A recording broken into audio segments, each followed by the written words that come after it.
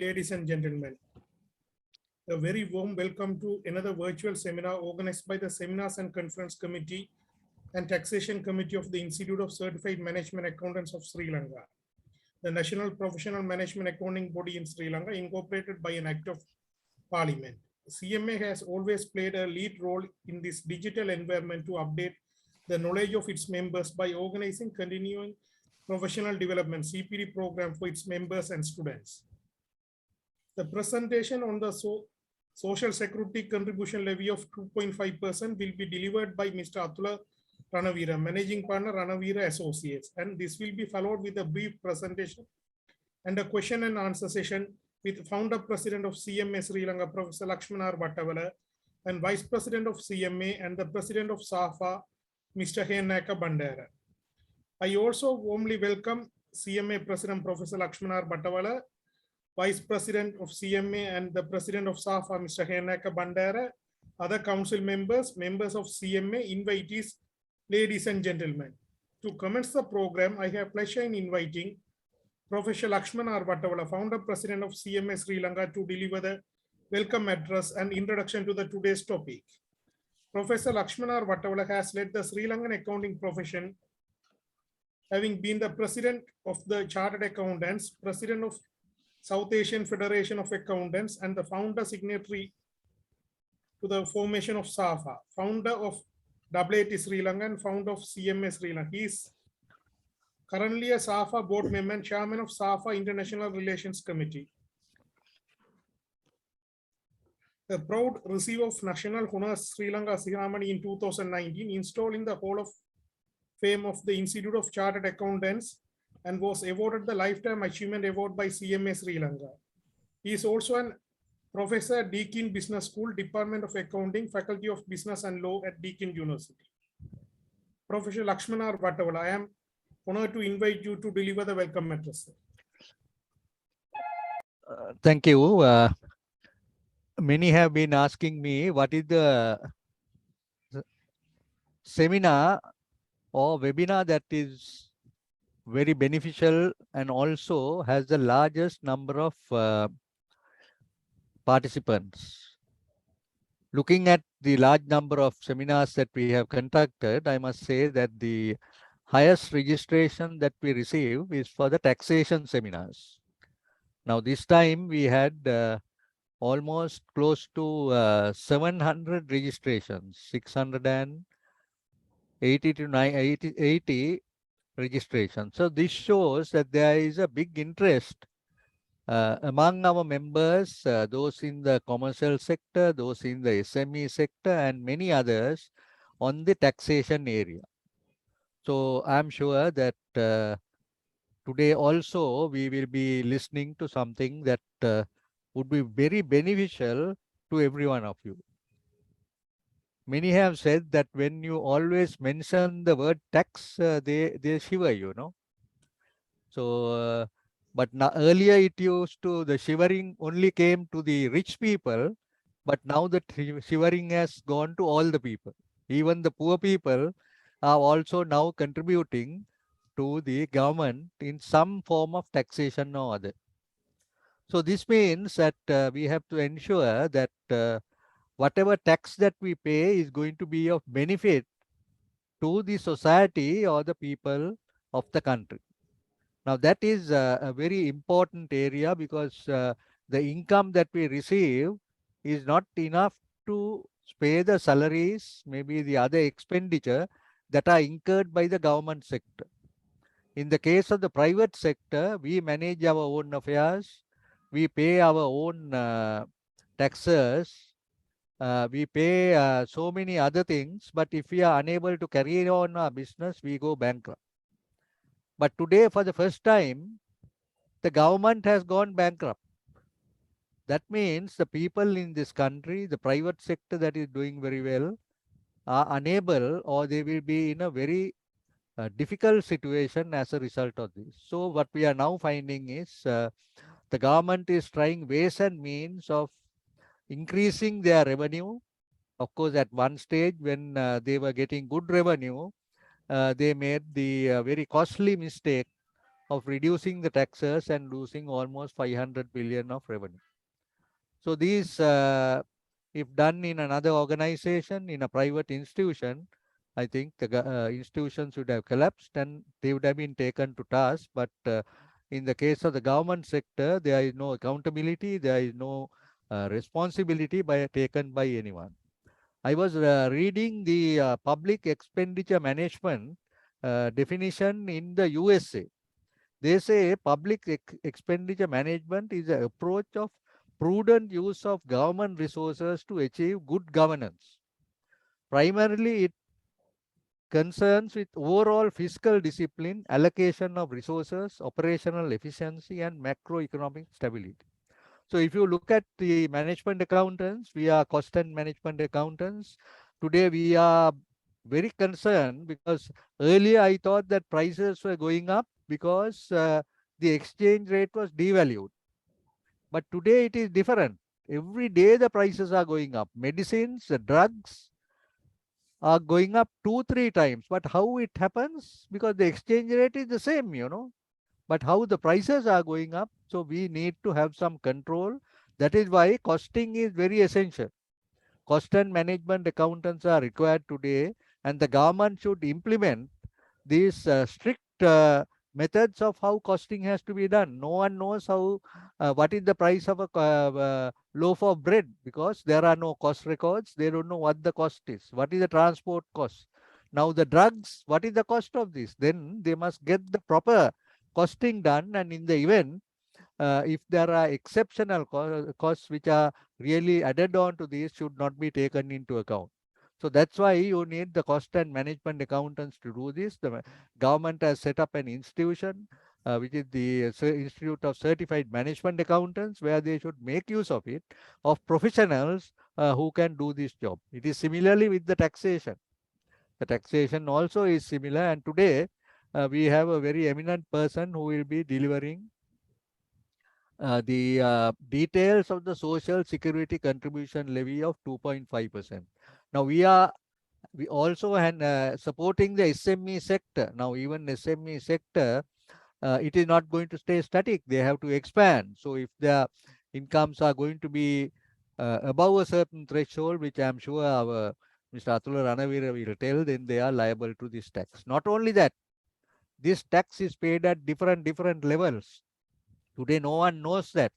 That also will be explained. So as I said, the most sought after seminars, webinars are those on taxation. So I'm very happy that we will be able to conduct this to you. But I must also tell you that these we are doing free of charge as a service to the members, as a service to the society, as a service to the private sector. Now we are going to conduct our annual conference on the 1st and 2nd of, on the 31st of October and 1st of November. So I would like all of you all to participate at that. Of course, it's not going to be free. We will have to pay something, but get your institutions, companies, all this time, all these webinars have been done free of charge. So let them pay the conference fee and sponsor you, because I know that they sponsor very many other conferences. Why are they not sponsoring the CMA conference? We are doing so much of service. 700 people have registered. They have shown interest in taxation area. Earlier we have done so many. So we have done seminars to cover almost people who are participating on almost 100,000.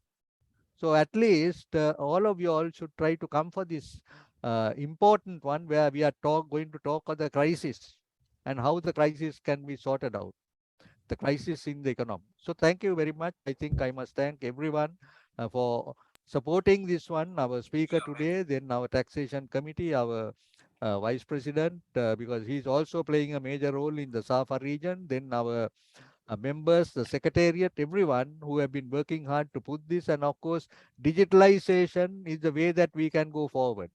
We were not scared of COVID because we went digital and we were able to carry on. So please see that everyone of you will go in the digital way so that you all can survive and even pay these taxes. Today it's only 2.5. Next day, in another 3 months' time, it will become 5%. So there will be new taxes that will come. So be ready for this. But we also have to be able to carry on our business, because today it is a very difficult period. So the government should also consider this in order that the business will be able to survive but at the same time make a contribution. Those who are not paying taxes, the government authorities should be able to round them up and get them to pay the taxes.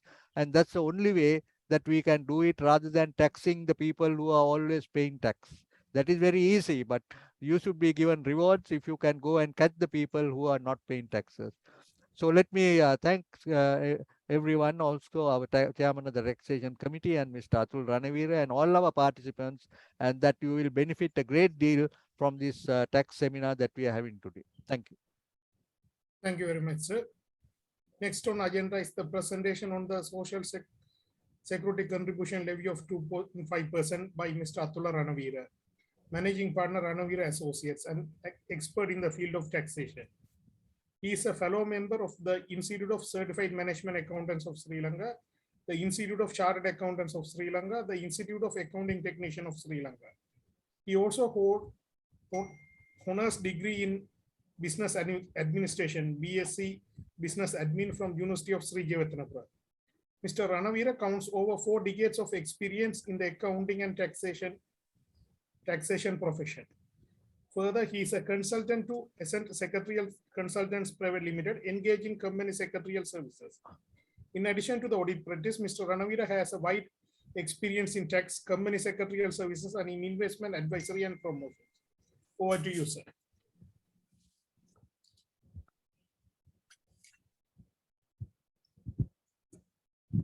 Yeah. Good morning, everybody.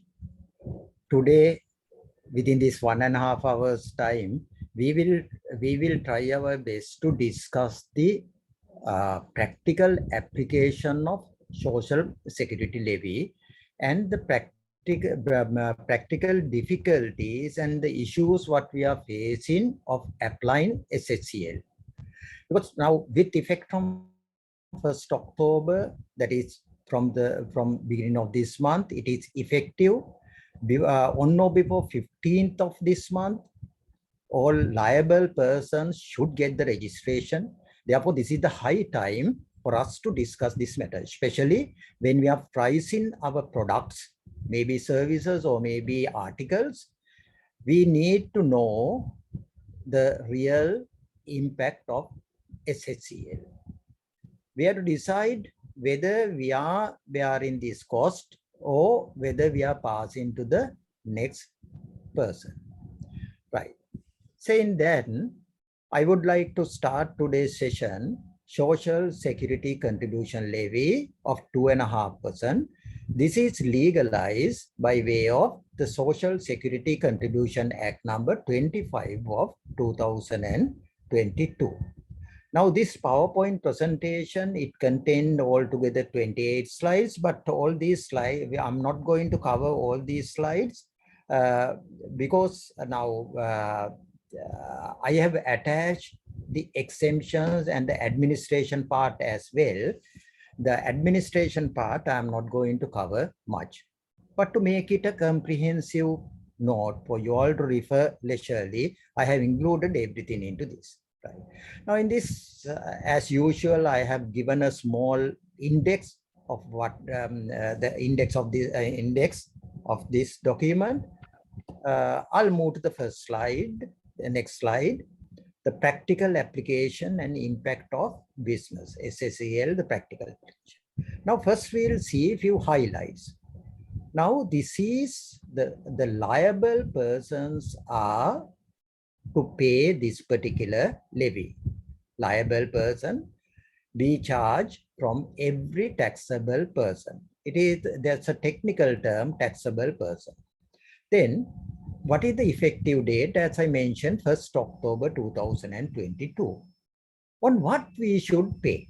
We have to pay this on the liable turnover. That is very important. Not on the total turnover. We have to pay only on the liable turnover. Therefore, we should know what is liable turnover. We'll discuss that. Then what is the rate?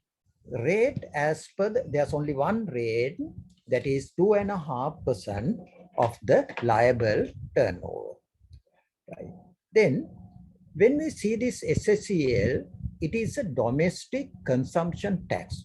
The principle behind this SSCL is a domestic consumption tax. As a result, if somebody is consuming these services or articles in abroad, while being in abroad, then they need not to bear the cost of SSCL of Sri Lanka. If somebody is consuming the services or the goods in Sri Lanka, articles in Sri Lanka, then as it is a domestic consumption, that particular person should bear the cost of SSCL, right? Then there are three special things which are excluded from this law. Out of the turnover, the bad debts, if there are any bad debts, you need not to pay on the bad debts. Then any VAT payments. Now, when you are making a payment to you, the other suppliers to you, there may be VAT component. And if you are claiming that VAT as an input credit, you can't take that as you need not to, now when you are raising an invoice to another person, we'll say you raise an invoice to another person, that is the VAT invoice, tax invoice. In that invoice, on the VAT part, you need not to pay SSCL, because VAT part is something what you are claiming from the other person. Legally, you are claiming from the other person and paying to the Inland Revenue Department. You are acting as an agent. Therefore, you need not to pay SSCL on your VAT recovery. Then, any rebate received under the Export Development Rebate Scheme, if you will receive any rebate from EDB under this rebate scheme, you need not to pay SSCL on that rebate amount. Those three are the main exclusions in that, right? Only those three are the main exclusions from that. Then we'll move to see what is the liable turnover of a person, on what turnover we should pay. Now, when we see the section 2, the charging section of this law, they have recognized 4 persons who are liable to this tax. Taxable persons, there are 4 categories. Now, importers, manufacturers, service providers, and traders. There are 4 categories. Out of these 4 categories, in the case of importers, at the time of clearing of goods, on the 100% of the value for duty, you have to pay the value for duty. On the value for duty, you have to pay this SSCL of 2.5%. Now, as you know, value for duty means the CIA price plus 10% notional margin. That is 110% of the value. That is the base value for duty. That is applicable for value-added tax as well as for SSCL. On that, you have to pay turnover tax. Right. Then, manufacturing. Manufacturing, some receivable, whether received or not, that means you have to apply the accrual basis, right? Or no, then there you need not to pay on the entire turnover. You have to pay only on the 85% of the turnover. You have to pay only on 85% of the turnover, right? Then in the case of service providing, that is also on accrual basis. On 100% of your turnover, you have to pay the SSCL, excluding VAT anyway. Then trading. Trading may be wholesale or retail trading, including distribution. Now, in that case, again, you have to apply the accrual basis accounting. But when you are paying, if you are a distributor of a locally manufactured good, if you are a distributor of a locally manufactured good, you have to pay this levy only on 25% of your turnover, only on the 25% of the turnover. If you are not a distributor of locally manufactured good, it may be imports, or it may be the imported items, or it may be any other thing, then you have to pay 50% of the turnover. If you are not a distributor of locally manufactured goods, then you have to pay on the 50% of the turnover. Right.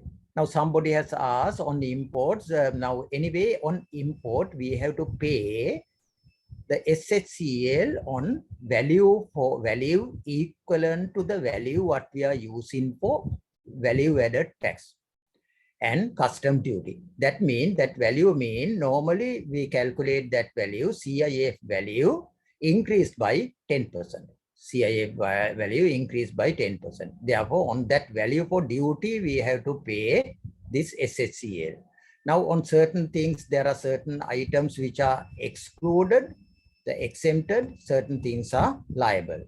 Now, in the case of now, as it is a domestic consumption tax, if you are importing anything for export purposes, manufacture something for export, then in that case, there are exemptions. We'll discuss those things later.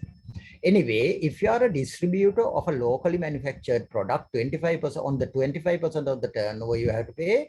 If you are any other trader other than this category, then you have to pay on 50% of the turnover, on 50% of the turnover.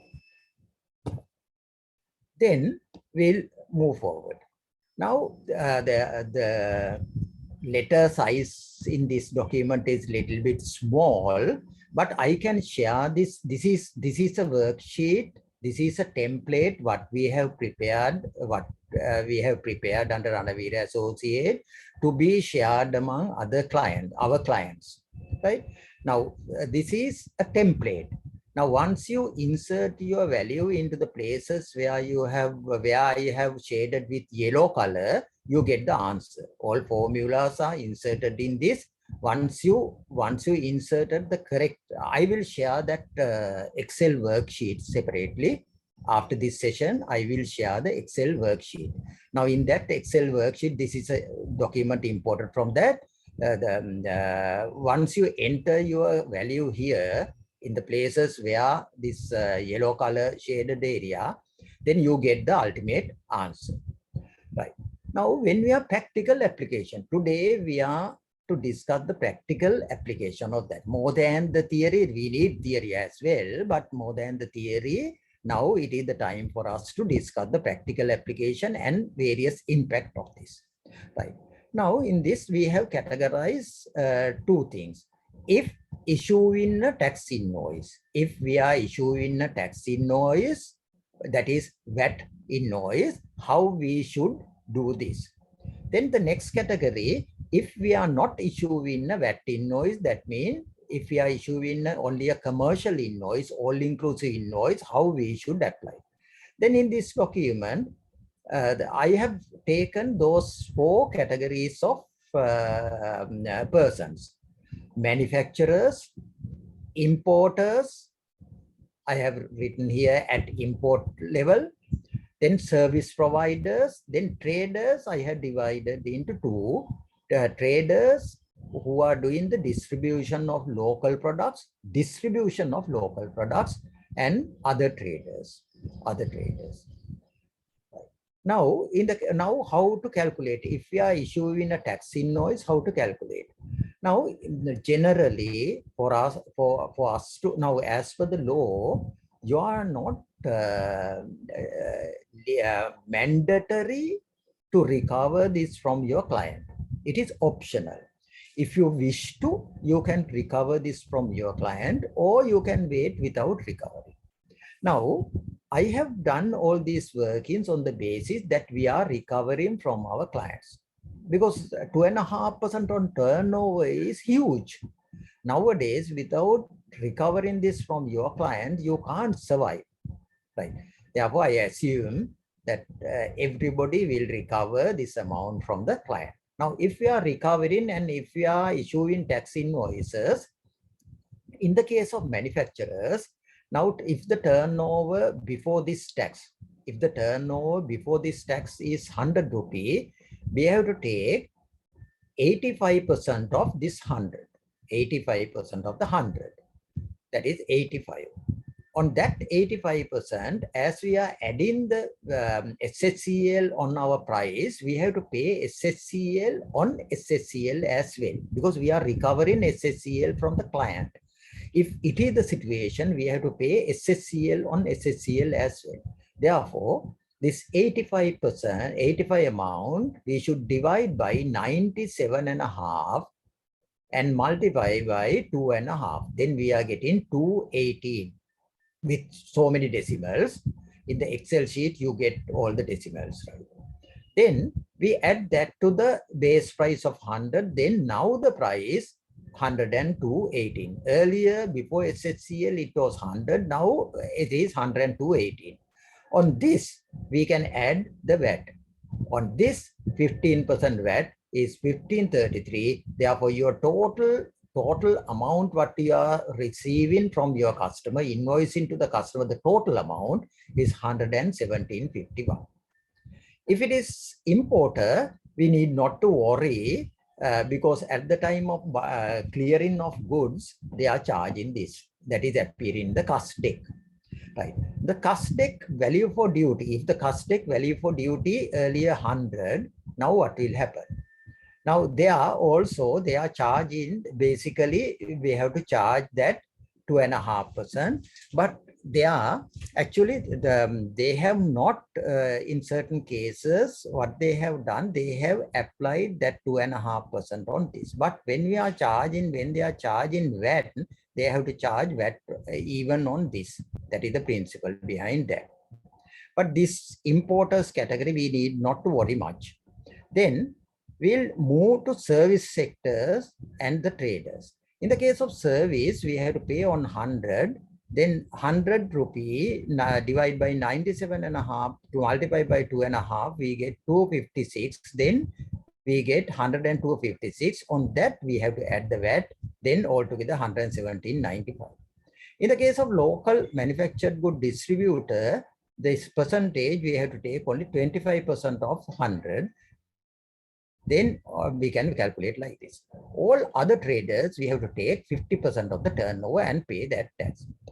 Basically, what we should learn is that we are based, as per the law, if we are recovering that from our customer, if we are loading that to the price, we have to pay that SSCL on SSCL as well. If you are issuing a normal commercial invoice, again the value should be the same, bottom line should be the same. Only thing, we are not showing this workings part. This working part we are not showing, we are showing only this 117.51 as our value inclusive of everything. This last line, this asterisk 2 line, only we are showing on our invoice. In that case, we need not to give this breakup. Right. I have given a few notes on this. These are the notes what we have included into our template. You may input the applicable value in the relevant cell shaded with yellow color and get done the computation. Then asterisk 1, that asterisk 1 is for importers. In the case of importer, the value for duty represents the CI price increased by 10%. That is the notional profit margin. Then asterisk 2, this is this one. Then when issuing commercial invoices, make sure to include only the VAT inclusive price without showing the computation part. This computation part you need not show in that case. Right. Now I'll move to, now this is a practical way of making the computation. I will share this document, the Excel sheet, after this session, but you need not to worry about this importers category because that is at the customs, they are charging that. Right. Saying that, I would like to move to the next item. Registration requirement. Actually, majority of us know this legal requirement, but I will just run through that also. Every taxable person other than an importer should get the registration newly. This registration to be done on or before 15th of this month, on or before 15th of October 2022. Now, why other than importers? Importers, you need not to get the registration because you have already obtained the custom registration for your clearance of goods. Then at the customs, anyway, they are including this into the custic. Therefore, you need not to do a separate registration for that. But all other three categories, that is the manufacturers, service providers, and traders, should get the registration. Then, for us to get the registration, we should know what is the liable turnover. If we are liable only, we should get, not everybody. Then the liable turnover, if the turnover during the 1 year period of 1st October 2021 to 30th September 2022, earlier bill stage, this was different. Now in the act, they change it from 1st October 2021 to 30th September 2022, that 12 months period. If your liable turnover increase than 120 million, if it is equivalent or more than 120 million, then you are supposed to get the registration. Here, you have to take, for this 120 million, you have to take only the liable turnover, which is not much clear in the law. Right? It is not much clear in the law, but you have to take only the liable turnover. Right. Now, under this category, if you are not liable, you need not to get the registration. But there's another measurement. For any quarter commencing from 1st October 2022, currently, any quarter at present or in future, in any quarter, if you meet 30 million liable turnover threshold, if you meet 30 million liable turnover threshold, then you are supposed to get the registration. Not only you met, but also if it is likely to exceed, if you feel that it might exceed, then even in that case, you are supposed to get the registration. If exceeded or likely to be exceed, you should get the registration. Right. Then, if a person meets the threshold over a single isolated transactions, because because of some single isolated transaction, you may be a small trader, but because of a special transaction, now you are liable. Now, in a situation like that, Commissioner General of Inland Revenue is authorized to disregard that particular transaction. He can disregard it. Then he disregard it, and then you need not to get the registration in that case. You have to apply and get it disregarded. Right. Then, if Commissioner General of Inland Revenue recognize with the nature of activities, a person is required to be registered. Now, under this second category, likely to exceed, no. Suppose now the Inland Revenue Department, the Commissioner General of Inland Revenue feel that you will be liable.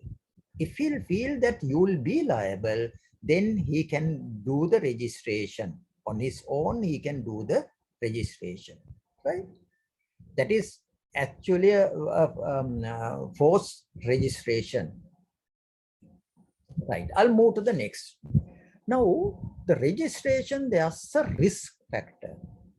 Now, we'll say by mistake you got the registration, but you can't get it cancelled until expiration of 12 months of the registration date. Therefore, before registration, you have to study and see whether you are actually supposed to register or not. If you are actually supposed to register, then only you should get the registration. Otherwise, what will happen? We'll say by mistake you register and you apply for the cancellation, but it takes 1 year for you to get it cancelled, 1 year from the original registration date.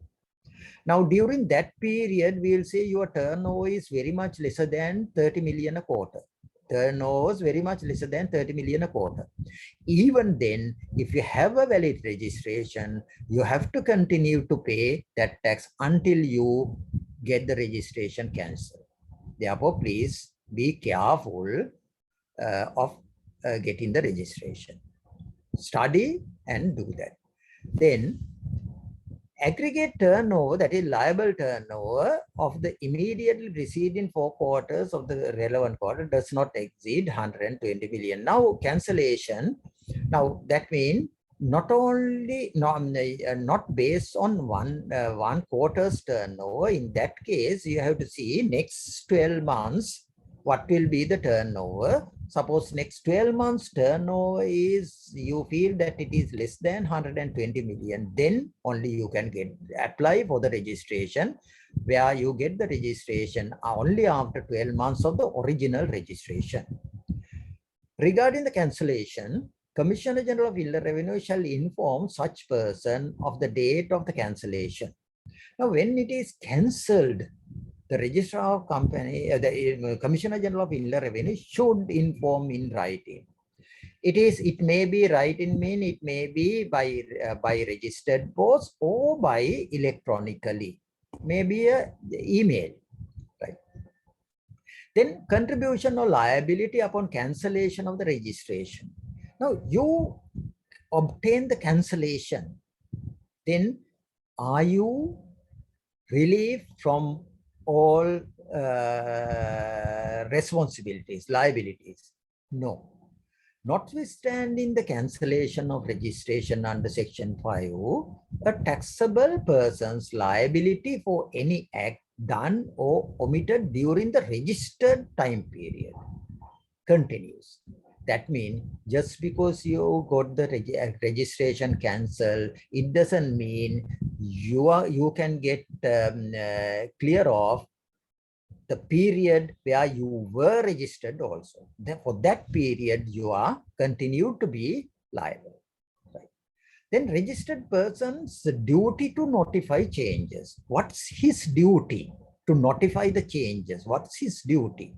Now, the following changes, now when you are getting the registration, now today or yesterday, I think the IRD has uploaded a notice into their website saying that how to get the registration. Now, that means when you are applying for a registration, first you have to have a TIN number, first you have to obtain a TIN, thereafter only you can go for the SSCL registration. When you are registering, basically for these two, you are quoting the name, address, and the place of the business, nature of the taxable activity, and persons authorized to act on behalf of you, and the ownership of the taxable activity. That is, who is the owner of that taxable activity. Among other information, you are providing these things also. As you are providing these things, if there's any change in these few items, if there are any changes in these few items, subsequent changes, within 14 days, you are supposed to inform to the IRD, because they have to get their system updated. For that, you have to give this information to the IRD. If you fail to do that, you will be penalized. Returns and information. Returns and information. Now, when you should file the return? Return to be filed on quarterly basis within 20 days of the end of the quarter.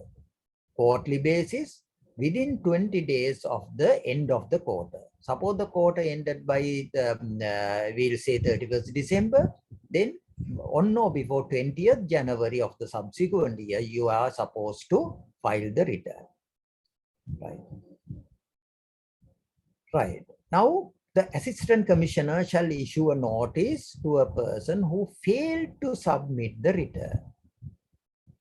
Within 14 days of the receipt of such notice, you are supposed to file the return. Now, sometimes if you will not file the return, Assistant Commissioner inform you, then you are supposed to file the return.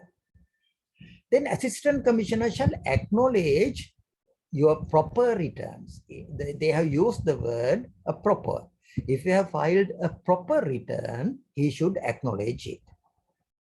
Then the assistant commissioner can request further information to fulfill the obtaining of full information. Suppose he is not satisfied with the information, he can ask some more information, the full information, to make it a comprehensive information. Then if you not follow these things, you will be liable to penalties. Right. Now that is filing of return. Then we file the return on the due date, that is within 20 days of ending the quarterly returns. Then in certain cases, the assistant commissioner, the IRD can raise assessments. If you not fulfill these things, they can raise assessments.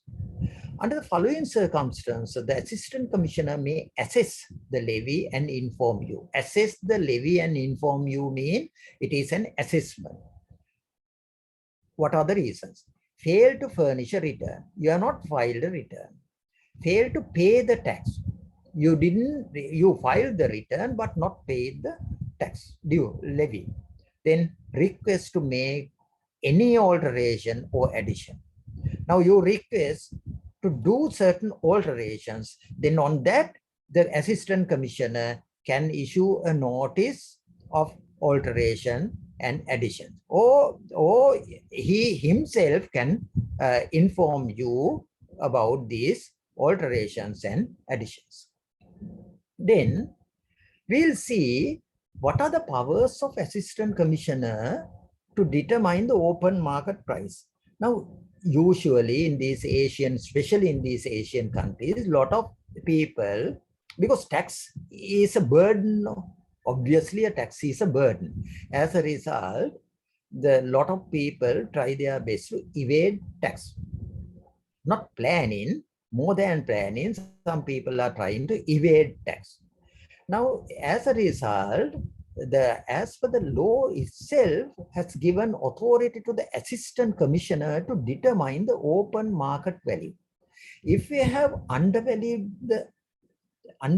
your supplies beyond the open market price, and if the assistant commissioner feel that it is undervalued and not met the open market value, then in that case, assistant commissioner has the authority to decide the open market value.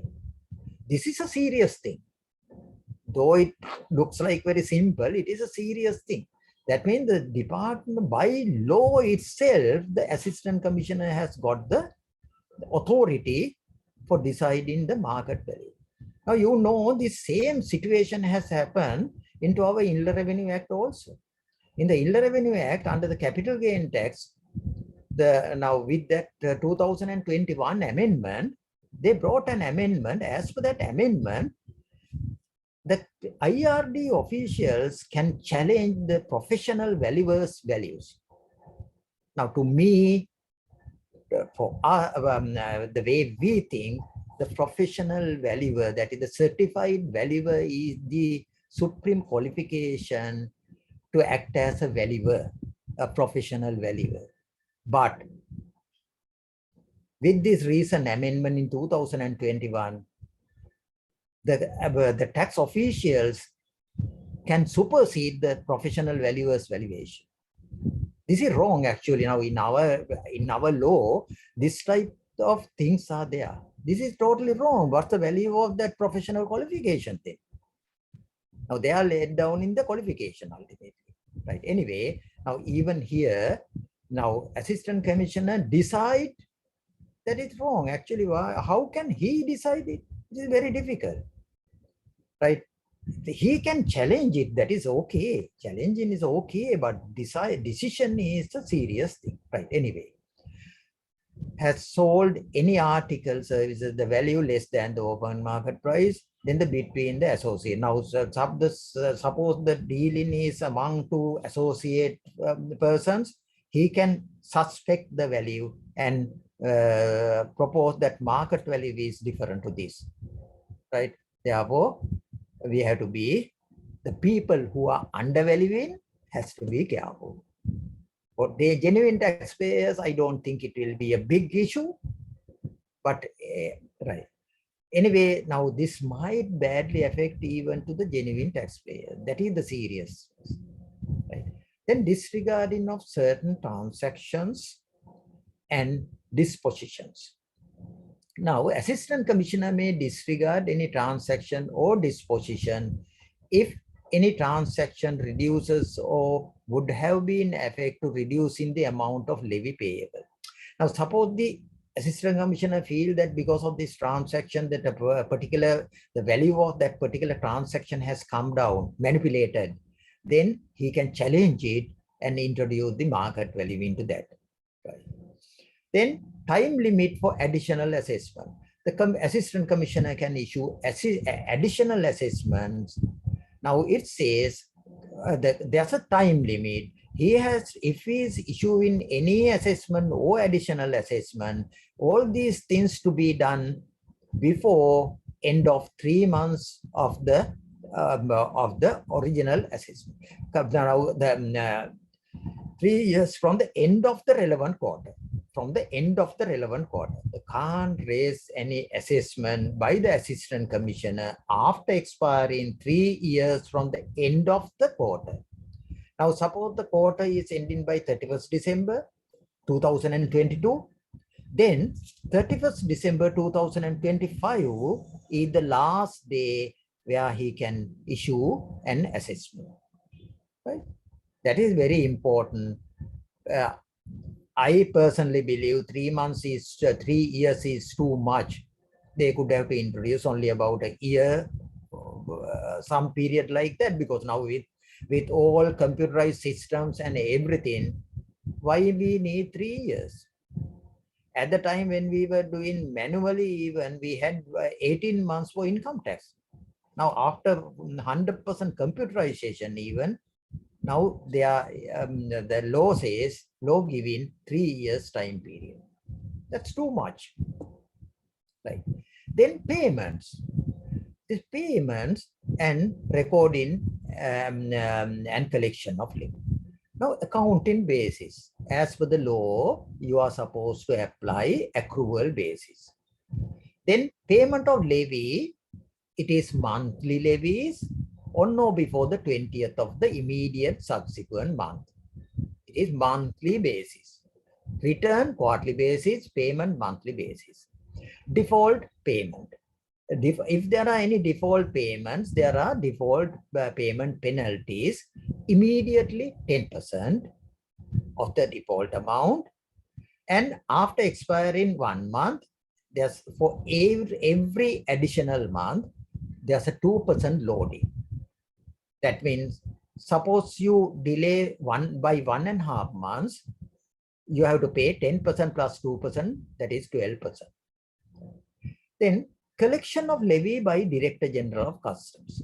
Now, at the time of importation, the Commissioner, Director General of Customs is authorized to collect this tax. And on behalf of the Inland Revenue Department, because the Inland Revenue Department is the administrator of this tax. But at the time of import, the DGC is the one who is collecting tax. Right. Then DGC should issue a tax invoice for that. A proper invoice for that. What is that invoice? That is the cost date. Cost date in future, now for the at present we are using the cost date as the documentary proof, legal documentary proof for VAT payment. As an input tax credit, to get the input tax credit, we use the cost date. Likewise, now cost date is the payment receipt, payment confirmation for SHCL as well. SHCL also, that is the payment confirmation. Then, if there are, I'm not going to cover these things much because we better move to the practical, some few practical difficulties which I have listed, certain nature of businesses in subsequent document, certain subsequent slides. Therefore, I'll save time by explaining these things only in a light way. Right. Appeal to the Commissioner General. Now, if there are assessments, we can appeal to the Commissioner General within 30 days of that assessment. We can appeal electronically or manually. Then once we appeal it, within 30 days, the Commissioner General should acknowledge the receiving of appeal. Acknowledge the receiving of that appeal. Then every appeal shall be agreed within 2 years. That means the time period for the Commissioner General to determine the appeal, 2 years.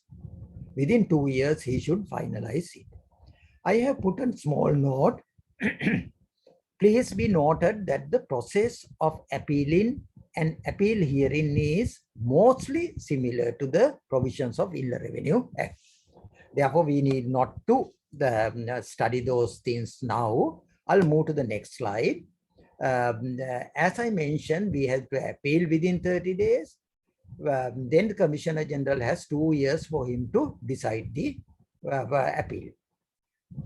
Any person aggrieved or by the determination of the Commissioner General. Now, within 2 years, he is giving the determination. Any person who is aggrieved with that determination can appeal to the Tax Appeal Commission.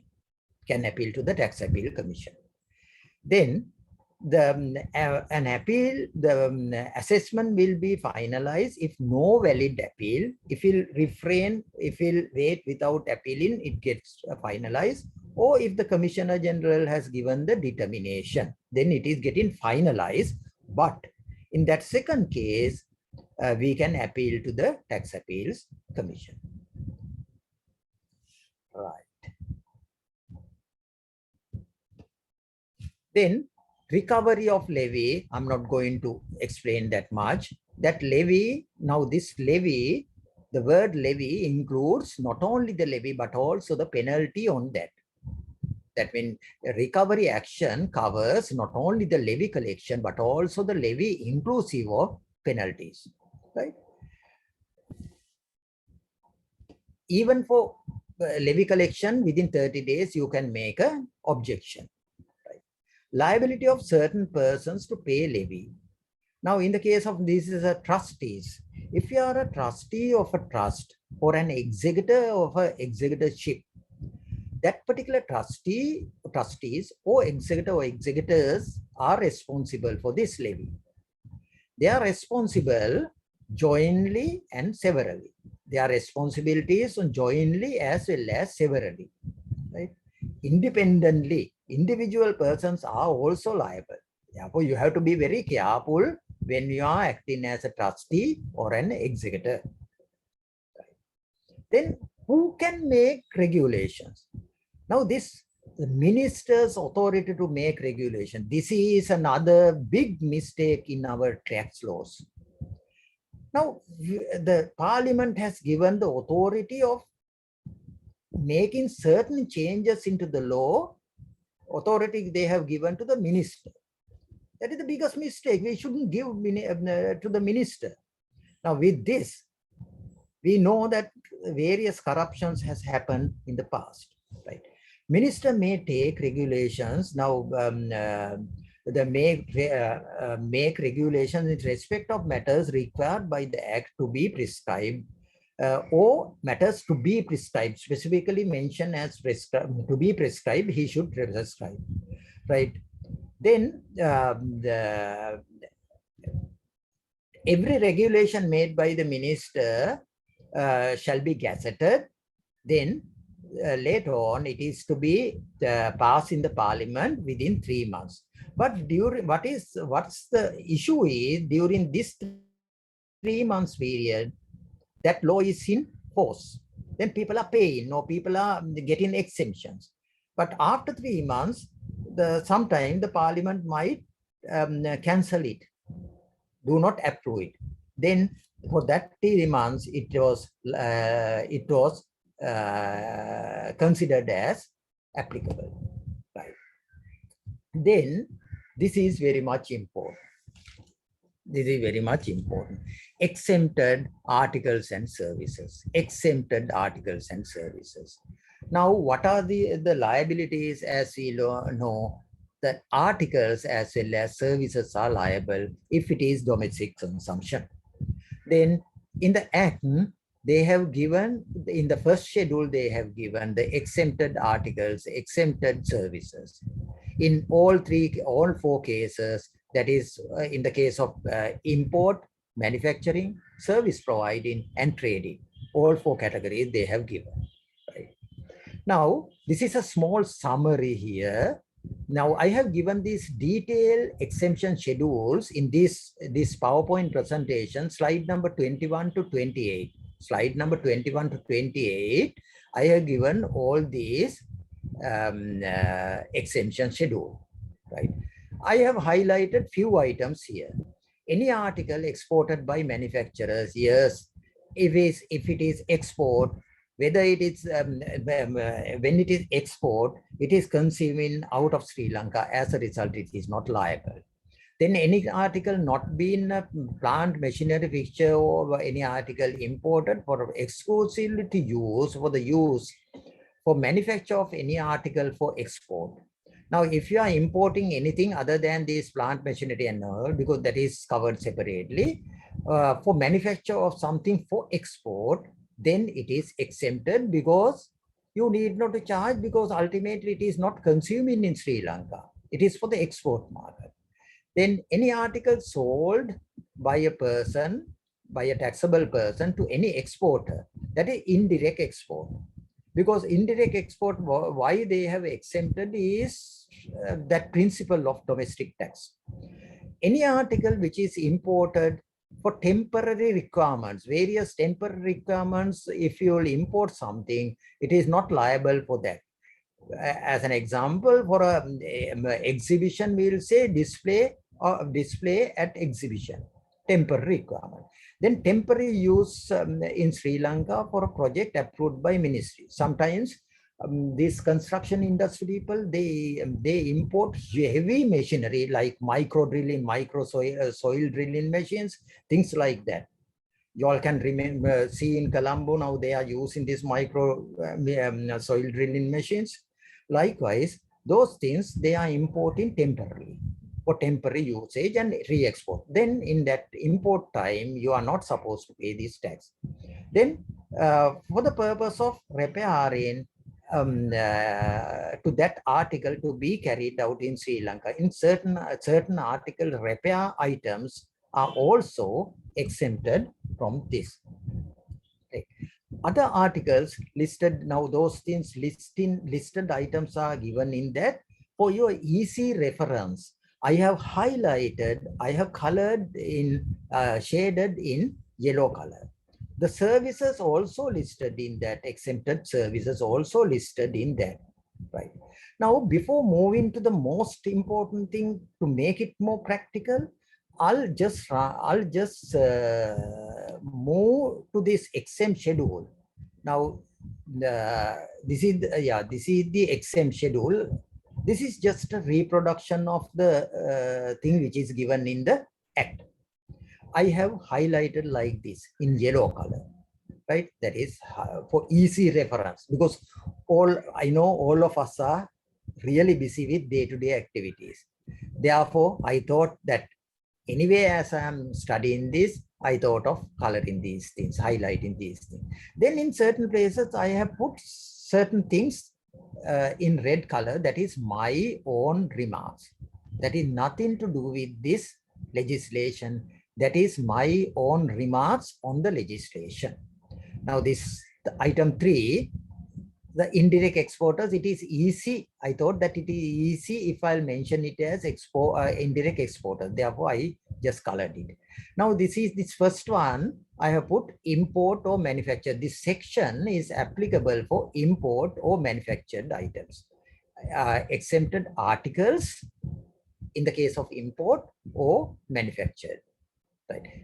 Then now exported by the manufacturer, then import exclusively for re-export purposes, then indirect export, then temporary imports. In addition to that, this cinnamon industry, this cinema industry also, they have included something. And now if we'll just run through this, that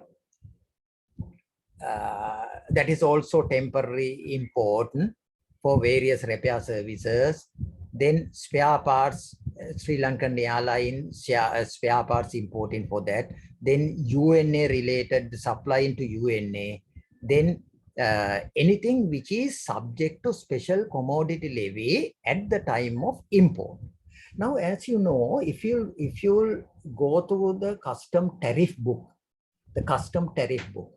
it gives various columns where there's one column says special commodity levy, SCL.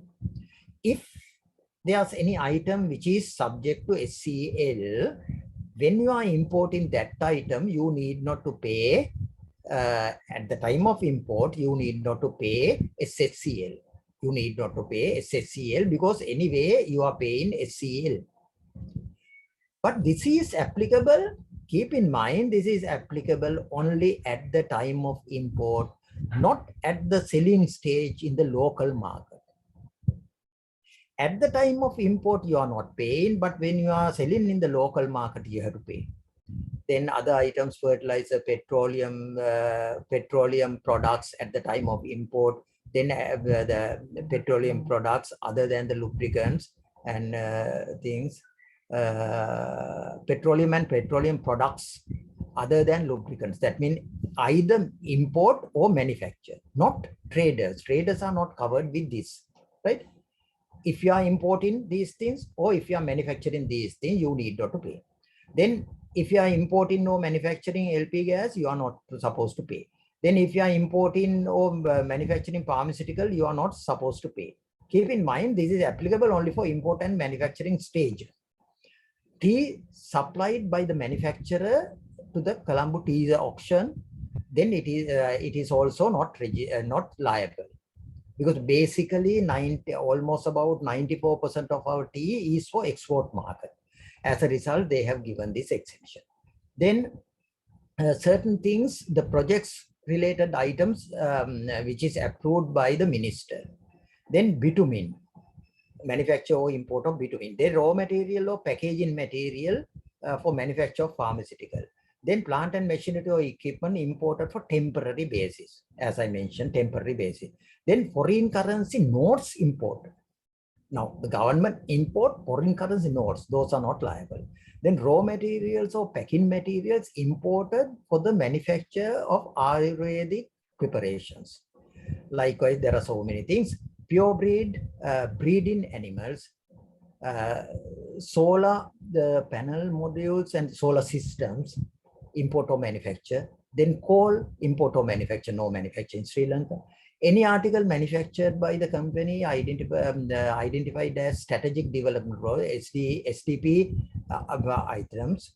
Then now there's an error in this item 24. There's an error. It says any machinery or equipment imported or purchased locally.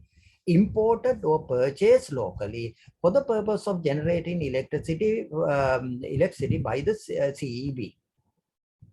On purchase, we need not to pay. No? Right now, how to calculate this? It's actually they are it is not much clear. It is or the institution which has entered into an agreement with CEB, that is the private sector, the people who have signed power purchase agreement with the CEB, being machinery or equipment classified under harmonized category. Now they are import of machinery and equipment, okay, but manufacture and purchase, the word purchase is not matching with this.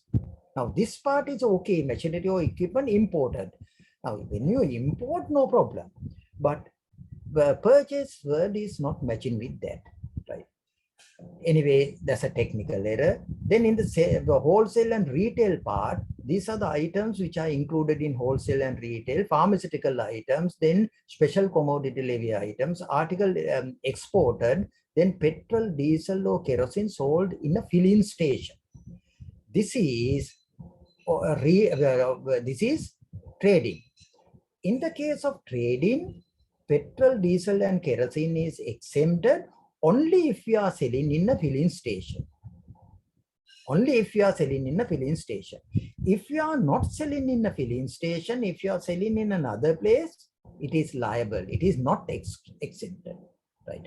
This first one sold by the importer, the sales by non-importers are liable. That also now commodity import. Now, once the importer at the time of clearing, he is not paid. At the time of selling in the local market also, under this category, he is not paying. But suppose I buy from an importer and sell in my shop, I am supposed to pay. I am supposed to pay. Right. Then fresh milk, green leaf, cinnamon, rubber and all purchased from a local manufacturer or local producer. Right. Now that is okay. This covers the local sales of articles purchased from local manufacturers and producers. Now, in the case of tea industry, there are collectors, green leaf collectors. They collect from the growers and supply to the manufacturing entities. They are covered with this. That's a good thing. Right. Then, in the case of services, there are certain things. I'll explain this highlighted in generation of electricity and supply to supply of electricity other than the supply of electricity by CEB. Now it's say I have given why it covers the supply of own generated electricity by any other person, any person other than CEB. Now when CEB is supplying, it is liable. When CEB is selling to us, it is liable. But other person then they produce and supply to CEB, it is exempted. Right? It is considered as services, it is exempted. If LECO, now the problem, suppose LECO generate, normally LECO is buying from CEB and supply, but suppose LECO generate and supply to consumers, what will happen? If LECO generate and supply to consumers as per this sentence, it is exempted. This is an error because now sometimes suppose LECO want to balance that line, that electricity distribution line, to balance it, they might fix a thermal generator to balance it. Now, in that case, they generate some electricity, shortage of electricity to balance that line and supply to the CEB, to the consumer. Then it is exempted. But CEB supplies liable. This is a small error in this. They have not thought about that. Then medical services, it is the word medical services is not defined. Then supply of water, as per this, even water bottles are exempted. Even water bottles are exempted. Service provided by exporters, now according to this, supplying to indirect exporter is not covered here. That is a mistake in this. Even in the next ones, in the sewing the garment industry also, indirect exporters, service providing to indirect exporters are not covered. Then next, freight forwarding, shipping and courier services, then services provided by public corporations. Right. Then there are some more like auctioneers, brokers, insurance agents and all, then travel agents and all. This is a newly introduced section. In the bill, it was not there. If it is in the tourism industry and meet in the tourism industry registered with TDA, then they can get this exemption. Then life insurance is exempted. Then cinema films exemption, exhibition of films exempted. Then UNO supplies also exempted. There are some more, right? There are few more, those are exempted. I'll go back in order to save time. You all can read this because it is highlighted properly. Then I'll go back and we'll discuss little bit about the application of this to these different businesses. Now, out of these things, I'll highlight only few. Now we call some persons as agents. For manufacturers, there are some agents. Or importers, there are some agents. Acting as an agent. Now, if you are acting as an agent, what's your income? Agency commission. Now, in this law, agent is not highlighted in this law. As a result, that is, you have to consider whether it is a local agent or overseas agent. You have to take him as an agent, that is the service supplies. Therefore, his agency commission, 100% of his agency commission to be liable to this tax. 100% of the agency commission to be taxed at 2.5%. Then distributor. Now here, how to decide whether he is a distributor or an agent? That is very important. When you are in consultancy or when you are practically applying this, the most important document for you is to see the agreement, agency agreement or distributors agreement or dealer agreement or whatever it is, right? By reading that agreement, you have to decide whether you are an agent or a distributor. If you decide, because the word distributor is not defined in this law, but we can apply the general dictionary meaning. Then if you decide that you are a distributor of a locally produced good, then you need not to pay, you need to pay only on 25% of the turnover. If you are a distributor of not locally produced good, then you have to consider as a normal trader and pay on 50% of the turnover. Keep in mind, it is very important for you to study the related agreement to see whether you are an agent or a distributor. Then acting as an agent for imported goods, like as I explained. Then running a restaurant. Now you run a restaurant, people come and eat there. Then it is a service supply. We consider it as a service supply. Now next, supply of cooked meals through online platforms nowadays is very popular. Without operating a restaurant, no restaurant or a hotel, it's a home cook or something, and you are supplying goods. Now in this case, to me, this is a manufacturing and supply, not a service, because there's no service involved here. Therefore, the way I interpret, if you are not running a place for the people to get the service, then you have to pay on the total turnover as or the 85% of your turnover, as assuming that it is a manufacturing. Right?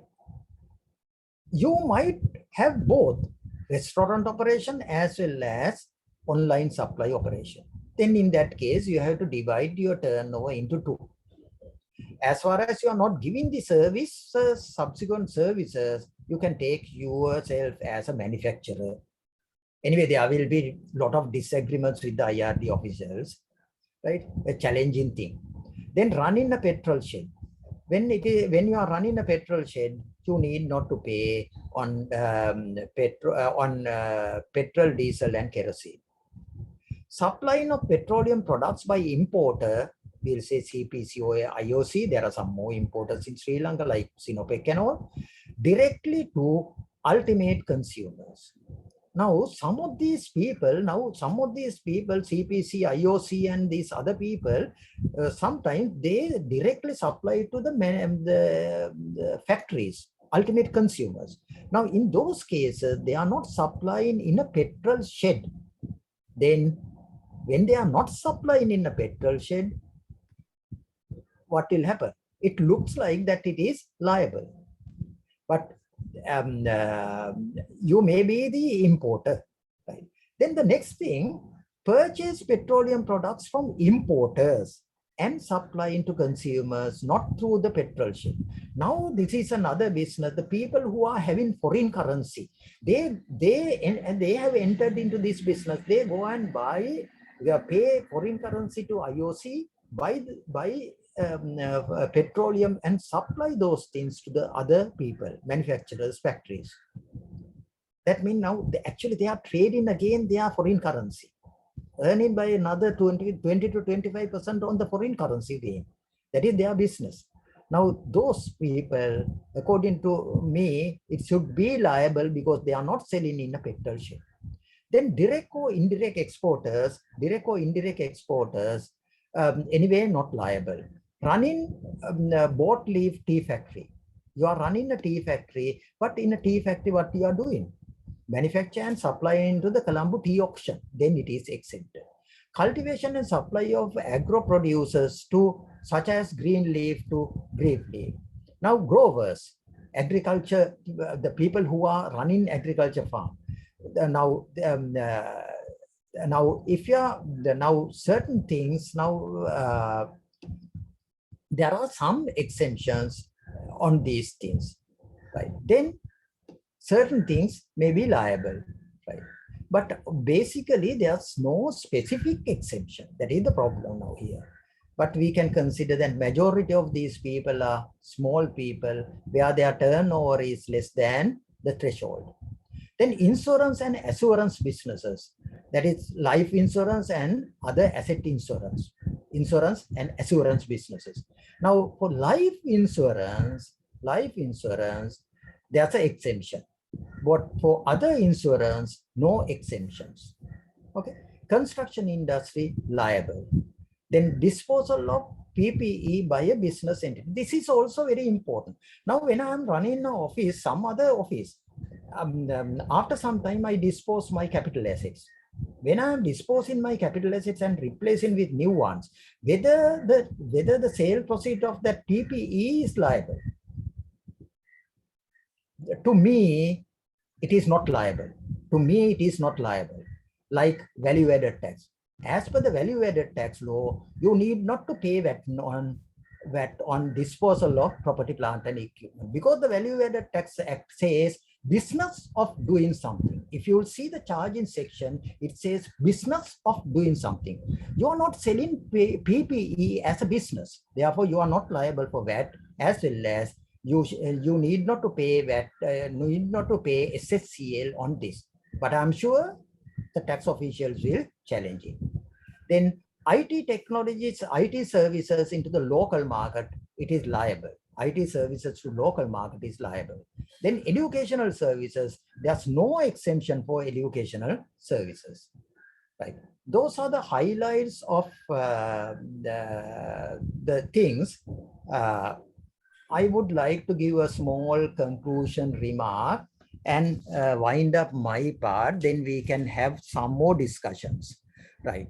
Basically, as all of us know, the government tax revenue to GDP has come down. In 2019, it was almost 13%. Now it has come down to 8%. As a result, government need to increase the tax revenue, no doubt. Then, but in the angle of the business people and the consumers, now the cost of living has gone up rapidly. With this tax, generally, the prices of our goods will go up by 2.5% to roughly about 6%, because the cascaded effect is there. No input credit. Therefore, the general market, as Professor also mentioned, even the foreign currency rate is prevailing at a level 360 or 365. Still, the goods prices of goods are going up. One reason is this. Then for services, survival of business, definitely we have to pass that to our customers. Otherwise, that will be the end of our business. Therefore, even the cost of its living is high, can't help. You have to load it to the next supplier. Then general thing, some of the provisions in this act, as I mentioned, there are certain weaknesses in this act. There are some weaknesses in this act. Yeah, saying that, I think I have taken almost 1 hour plus 5 minutes. I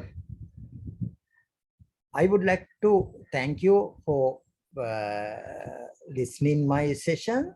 Now we can go for panel discussion. There are some more questions are also there in this. We can discuss those questions also. Thank you. Thank you very much, sir. Next on agenda is the question and answer session. Joining us as panelists are founder president of CMA Sri Lanka, Professor Lakshman R. Bhattawala, and vice president of CMA Sri Lanka and the president of SAFA, Mr. Heyanaka Bandara. Before moving to the questions, I would like to invite Mr. Heyanaka Bandara to give a brief comments. Thank you. Thank you, Gajan. I think straight away I can go for questions because we are a little behind the program also, but we have, if the participants are there, of course, we will be able to stay. Let me ask one initial, just to start the discussion to kind of the macro level question. Mr. Ranavira, in your concluding remarks, you mentioned that there will be an adverse social impact due to the current inflation situation, as this new levy will be a further burden on the people. Generally, it is an accepted norm that new taxes need to be imposed or are introduced based on the GDP growth of a country. That's a kind of normal acceptance if you take even other part of the world. Also, for example, if you take in India, they have gone for only one kind of taxes. So my question is as to why the authorities don't adhere to this basic requirement, and as to why tax advisors don't investigate this aspect and advise the government. So these are the two kind of, I would say one question, but I divide into two. Yeah, if I'm responding that, actually now our professionals in tax sector, I know several times they have advised the government to have a few types of taxes instead of having so many number of taxes. And some occasions they accepted it and reduced some, they amalgamated certain taxes and reduced the number of taxes. But practically what's happening now, when the VAT rate, we'll say VAT rate increase from now, we'll say the actual effect of this is 6% ultimate effect. Now, instead of introducing this, they could have to increase the VAT rate from 15% to 21%.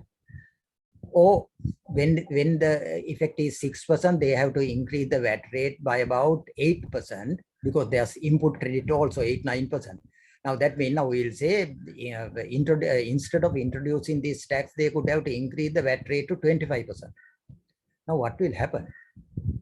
People are really, general public will get really upset by seeing 25% VAT rate. But indirectly, the government is charging much more than that. But that is to face the mentality of the general public only. They are introducing, they are having these different types of VAT. That is one reason. There are some other reasons also, because tax is a direction of the economy to various sectors. When they are doing that, for certain sectors, they have to charge more, certain tax sectors, they have to give various concessions. That also another reason for them to have different taxes than a few, one or two taxes. I think I have answered your question. Yeah. Thank you. I think the second question I wanted to ask also, I mean, the same thing. I mean, for example, if they increase the VAT by 2.5% instead of the levy, the new levy, will there be a kind of a different impact on the people as well as the revenue of the government? Apart from the general impression of the general public, I really do not know whether we will be able to estimate now. Will there be a kind of the impact as far as the government revenue is concerned in the event, as you rightly mentioned, the increase 2.5% of the VAT rate? Yeah, definitely. In the case of VAT, the cascaded effect is very less, because in that channel, the input credit facility is there. Now, therefore, that is the very reason why I mentioned, now, instead of introducing this 2.5% SSCL, without input credit, if they are increasing to VAT rate, I think they may have to get the same income. They may have to increase the VAT rate at least by 8%, 7-8%. Then only they can get the real effect of that, the government side. Now, with that, definitely it is not practical for the government to increase the VAT rate because people are getting upset with that. Therefore, the revenue angle, I think, multi taxes is the better option than having few taxes, I think. Thank you. Over to Gajan. Thank you. We'll take some of the questions from the participants. So one of the questions, they're asking the transport of goods and passengers exempted, whether it's include the local aviation industry. Yeah, because that section it says transport of passengers and goods. As a result, it is exempted. Even that domestic flight fees should be exempted.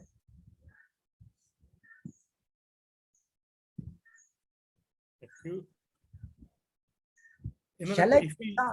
Shall I take some of these questions given this? Right? Sure. To manage time, the number one, import. How to charge SSCL on import? Keep in mind the SSCL to be charged on the base value for VAT. The base value for VAT. Now, therefore, in the CASDEC, first they arrive the base value for VAT. Then on that, we have to pay SSCL also as per the SSCL Act. That is how it has mentioned. But when we are arriving the base value for VAT, that 10% notional profit is to be included. That is why I have mentioned about that 10%. But anyway, as per the law, it should be the base price what we are using for VAT. Then there's another question. We are into freight forwarding, whether local freight forwarding, exemption mentioned in the Gazette is only referring the export related freight revenue. They haven't included import related freight income. Yeah, definitely import related freight income to be liable because ultimately that is part and parcel of the domestic consumption. As this tax, the principle behind this tax is a tax on domestic consumption that is to be taxed. That is to be taxed as per this. The next question, what would be the scenario if we import the raw materials and do the manufacturing? Do we need to pay the tax twice? No, yeah, actually, if we are importing raw material, manufacture, we'll say we manufacture garment and put into the local market. Then at the time of import, we have to pay 2.5%. Then when we manufacture it and sell, we have to pay again 2.5% on 85% of our turnover. If it is for export, then at the time of import, we can get suspended this tax. That means we are not paying, but we have to export it. Then that tax won't be there. I think it is clear. Next question, do we need to pay 100% on raw materials that imported for manufacturing purposes? Yes, if the raw material is importing for manufacturing for local market, yes, we have to pay SSCL at the time of import. But if it is for re-export purposes, we need not to pay because we can't load that into the price because this is a domestic consumption tax. Then in that case, we need not to pay. Now, you may have noticed in certain CASDECs nowadays of these garment factories, in those things, certain items, the custom has charged SSCL. On certain raw material, they have not charged SSCL. That is because of this basis. Now, if it is, now only thing, I don't know how they are separating it. That's another question. But the principle behind this is, if it is for local manufacturing for local market, you have to pay. If it is for re-export, you need not to pay. That is the principle, but in the application, there are a lot of issues in this case. If we, You can remove the presentation and then answer. Then you can be seen. right, yeah, I'll do that, yeah.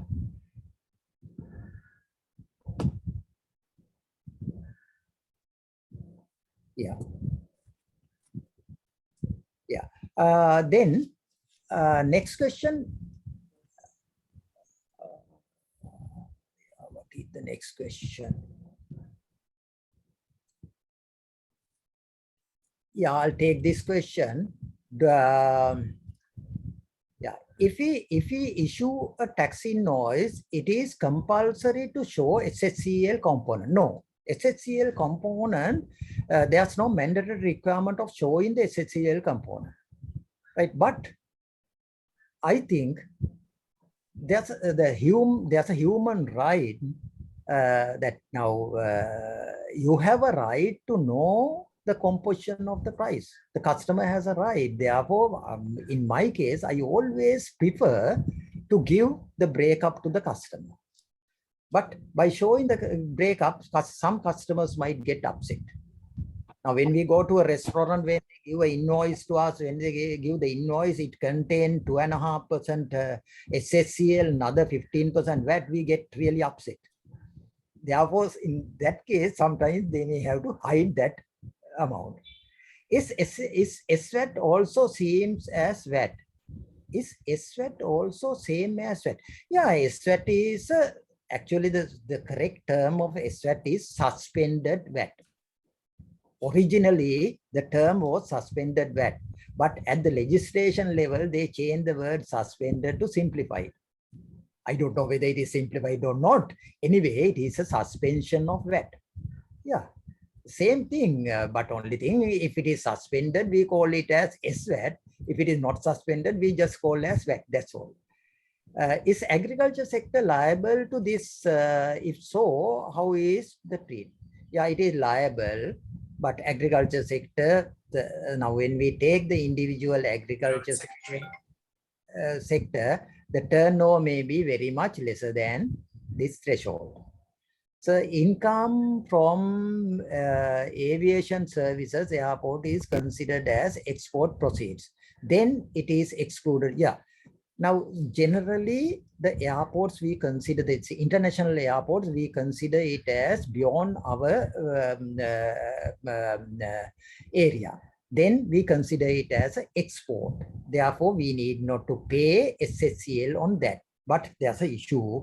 Now, when we are coming back to Sri Lanka, sometimes we go to the duty-free shop and buy some items to be consumed in Sri Lanka.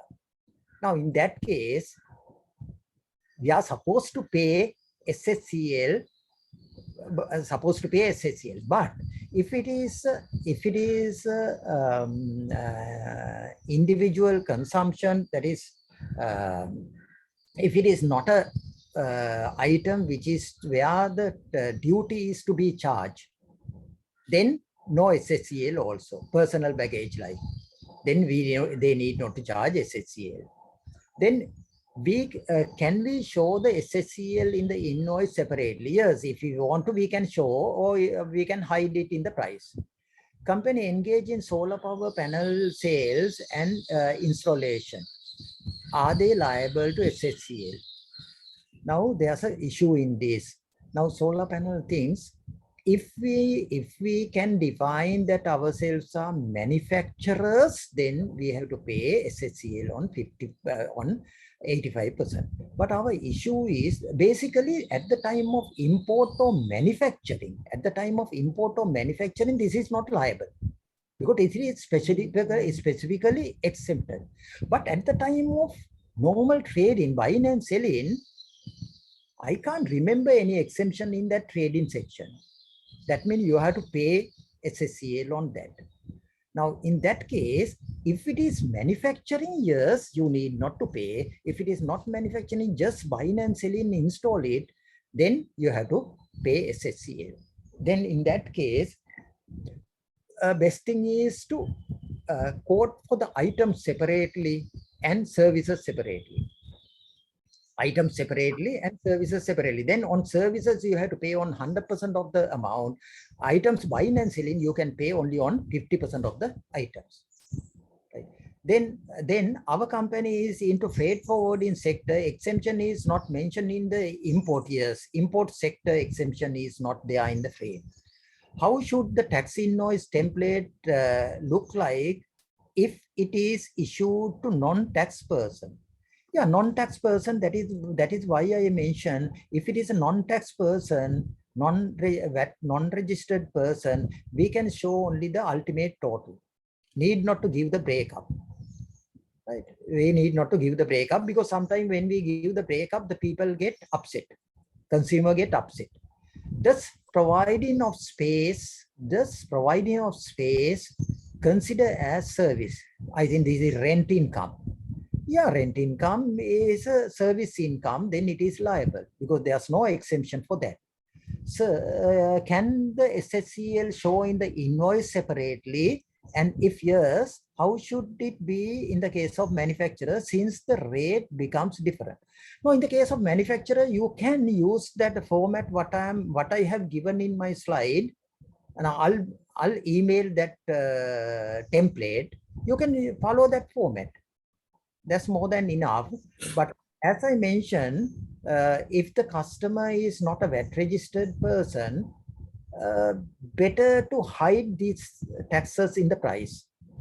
Exemption services list includes income of hotels in foreign currency. Yeah, this has to be tourism industry where it is registered with Tourism Development Authority, and the income to be in foreign currency. Income to be earned in foreign currency. If you are earning in foreign currency, then you this is exemption is there. But if you'll invoice in rupees and receive the money in rupees, you have to invoice for the SSCL also. That means you have to pay 2.5% in that case. Actually, they have included this at the latter stage to promote hoteliers or tourism industry people to demand more and more foreign currency from the consumers. That is the very reason, that's the reason why they have included that. Then, is condominium apartment sales liable to SSCL? If so, what is the category, manufacturer or trader? Condominium apartment is a manufacturing. You yourself put all raw material and build a unit and sell it. Right? That is not construction. Construction is you are giving a service to somebody else. That is construction. And this is not trading also. You yourself build the apartment and sell it to other people. Then it comes under manufacturing category, and you have to pay SSCL on 85% of the value. Right? But there now definitely our tax authorities might have various issues. They might try to treat it as services. But to me, as per my way of thinking, it is not service. Construction, yes, but not property development. Right? And trader. Now, sometimes you may be a person who is buying apartments and selling apartments. Your business is buying and selling apartments. In that case, you have to pay only on 50% of the turnover. But keep in mind that there's a special exemption, condominium apartment, residential condominium apartments. Under the exemption, there's an item called residential condominium apartments. If it is a residential condominium, then you need not to pay. Right. If it is not a residential condominium, then you have to pay. Now, it may be a condominium apartment for business purposes, office purposes, then it is liable. But under that exemption, for you to get the exemption, it has to be a residential condominium. I think that exemption is there in that, yeah. Then an importer will be automatically registered, and if turnover is less than 120 million, it should be No, importer registration is only for the purpose of import. You need not to mix that with the others. If I am importing even 100,000 rupee commercial item, I have to pay SSCL. But my ultimate turnover may not be meeting that 30 million per quarter. Then I need not to pay again. But at the time of import, I have to pay. That registration is not an issue for the secondary registration.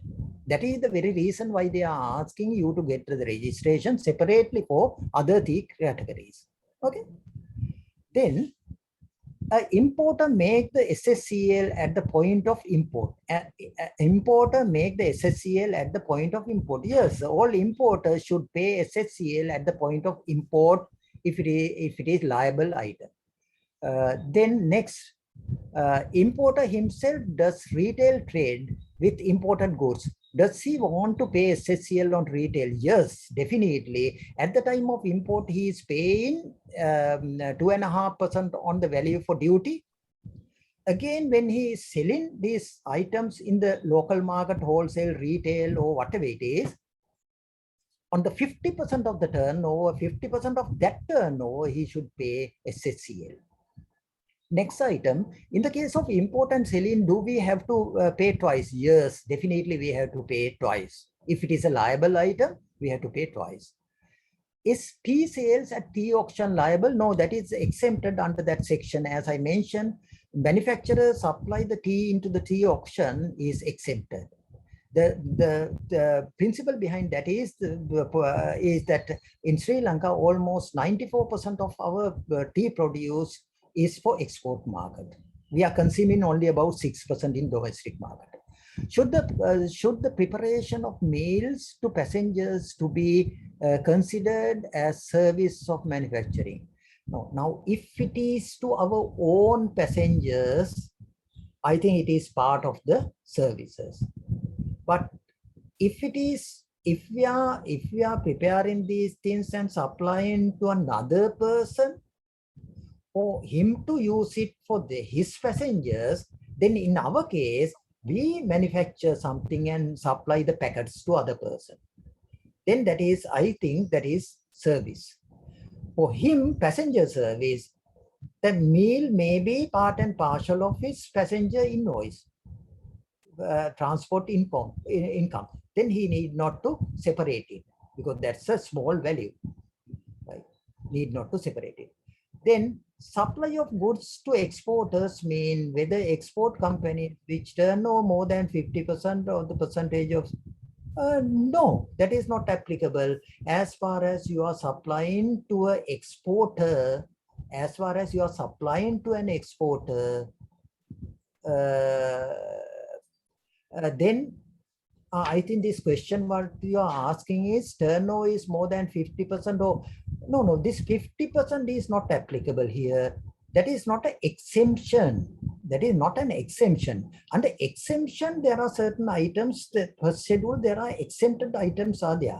This is not called as exemption. This is the turnover base. Therefore, you can't apply this 50% story here. Right? Then now, as far as you are supplying anything to any exporter, other than the normal services like audit service, you have to bill. The tax service, you have to bill. Any service where the value addition is going up with that, or any item where the value is going up with that ultimate product, then that supply is exempted. Is rice, flour, and dal like essential exempted? Yes, that is exempted at the time of import or manufacturing under that commodity levy, special commodity levy. I think some of these things are liable to commodity levy. If it is liable at the time of import or at the time of manufacturing, you need not to pay. But in all these cases, when you are selling in the local market, you have to pay. Right? That means you can understand what will be the effect to our cost of living. Why essential not giving exemption? Because government want more and more money. Government need more and more money without much educating the general public. That is the reason. If the turnover exceeds 120 million per year, including exempted amount, no, you have to exclude the exempted amount and take the turnover. Liable turnover, if the liable turnover go beyond 120 million only, it is liable. Is rice milling and selling to local market liable to taxable supply? Yeah, I can't see any exemption in this for that type of things because it is in local market. Then it is liable. Then it is liable. But suppose you buy the paddy, do all the processing. We'll say, if we'll take as an example, Aralia rice or some other people, they buy stock, keep it for some time, then they do all processing and sell the rice. Now, in that case, I think we can take it as a manufacturing category. We can take, then 85% of the turnover is liable. Then should the preparation of meals to passengers be considered as service or manufacturing? To own passengers, I think when we take the food cost on that is immaterial compared to the traveling cost. In that case, I don't think it is needed for you to separate it. You can assume that it is part and parcel of the passenger traveling facility. You provide that to facilitate the traveler to go with you. Therefore, I don't think it is liable. Will institute like CMA, ICA liable to pay SSCL? Good question. I have never thought about that. Yeah. CMA, ICA, yeah, I think it is liable because there aren't any exemptions. There aren't any exemptions given. Education exemption, there's no exemption for education also. I think now all these institutions are also doing some type of businesses. Now this particular course is free of charge, but to survive, for the survival institute, the members are also contributing some money. But in Sri Lanka, more than the members' contribution, we get money from students. That is very much important. Now, as a result, I think all these institutions are also doing some type of a business, but this is arguable. This is arguable. Therefore, I have to study this. I have to study and come with a proper answer, because some people might say liable, some people might say not liable. But only thing we have to decide whether that is a business of doing something or not. Once we decide that, only we can decide whether it is liable or not. I'm sorry that I'm not at this moment, I'm not in a position to answer that. Right. Please explain whether solar power industry is liable to SSCL. Power industry in the sense, yes, import or manufacturing exempted. Import and manufacturing exempted. Thereafter, all the other things are liable. That means now you go and fix systems into somebody else's roof. It is liable. Please explain whether we can exclude, calculate in this way. Explain, yeah. No, this is wrong, because now you can't divide by 102.5 and 2.5, then it is, then you are paying a lesser tax. The formula should be divide by 97.5 and multiply by 2.5. Then the rate will be 2.7%, roughly about 2.7% ultimate. Now here it gives 2.3%. 2.3%. Therefore, this is wrong. How about the SSCL claim? SSCL claim, you can, yeah, if you include into the price, hidden in the price, or if you have shown in the face of the invoice, you can collect it from the customer. You can consider that portion as your turnover. That means no input tax. Therefore, the SSCL, what you are collecting from your customer, is part and parcel of your turnover. Is this like tax on tax? Yes, tax on tax is there. Tax on tax is there, can't help, because no input tax. Why government is still relying on the indirect tax than direct taxes? Yes, Actually, we should, with a good governance, good tax system, we should have more direct taxes than indirect tax. But indirect tax, it is easy to get indirect tax, and you can collect more and more money easily. Therefore, the tax collection cost is very much lesser than the direct taxes. Indirect tax collection cost is very much lesser because somebody else is bearing the headache of collecting taxes free of charge. Traders are bearing the headache and pay into the government. Therefore, it is very easy, low cost, and easy to collect. As a result, government is more towards collecting indirect tax than direct tax, but I am for direct tax. Gradually, we should move for direct tax. Then the sale of lands and hotels is liable. Yeah, sale of land and houses, sorry. Houses are liable because the house is not a condominium residential apartment. Then it is liable. Then lands are also liable, but keep in mind the base value is the base value what we are using for VAT purposes. In the VAT Act, because in this SSCL Act, it refers to the VAT Act, there are the value addition and the value increase because of your value addition is the value for this tax. That means now when the rupee value comes down, the prices of lands go up. We need not to pay tax on that. Unfortunately, the exchange gain, now because of the currency devaluation, the exchange gain is there. On exchange gain, we are paying income tax. But on rupee devaluation, if the price of the land goes up, on that value increase, we need not to pay VAT as well as SSCL. We have to pay VAT and SSCL only on the cost what we have incurred to increase the value and any effect thereof. Only on that we have to pay. Very difficult to calculate, but that is the basis. How do we calculate tax if we are not collecting from customer? No problem. You just take the selling price. If your selling price is 100, you get 100 rupees from the customer. Out of that 100, you have to calculate 2.5% and pay 2.5% to the government.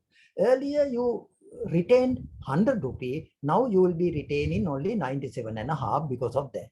Next, only few more. Income from freight forwarding of gem and jewelries under a foreign franchise is liable. Income from freight forwarding of gem and jewelries under foreign franchises.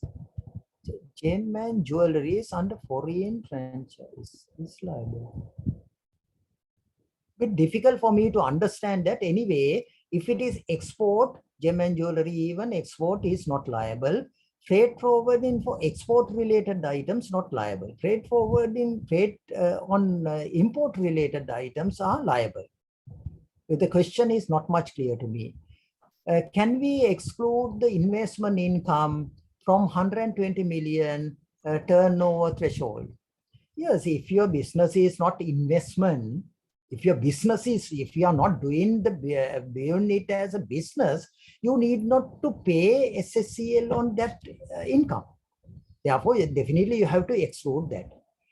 There are some machines importing to manufacture export for local and for local. How the liability? I can explain only the theory. We import certain machines and use this machine for local manufacturing for local market as well as local manufacturing for export market.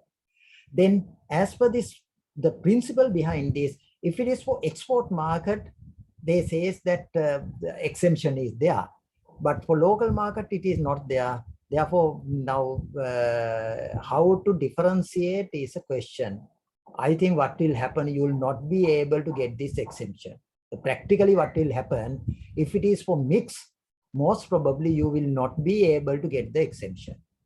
Anyway, in Sri Lanka, corruption and bribery is playing a big role in tax administration. What's your take on this? Yeah, definitely all these things happen. 99% of our issue is this corruption. In the country's issue is corruption. All of us should get together and address to that issue. But it is very practically, it is very difficult for me to, it is very difficult for me to remove it. But for that, definitely we have to invite all professionals and all educated people to get together and fight against corruption, because otherwise there's no country for our future generations, right? Is shrimp production and selling unprocessed liable to SC? Yeah, local, if it is local market, yes. If it is for export, prawns, shrimps is exempted. Anyway, export market. Is rent income is liable under rent income if you are doing as a business, yes. Otherwise, for me, the way I interpret, I think it is not liable, but the tax officials will argue on this matter, because the word business is not directly applied in this law. That is the problem. Then the professional valuers, can they take legal action? After passing the legislation in the parliament, nobody can take legal action. Before passing, you had a time period for the public objection. They didn't do that. That is their mistake. What to do? Then when supplying spare parts and consumables to manufacture process to exporters are such supplies, yeah, if you are supplying for exporters, it is exempted.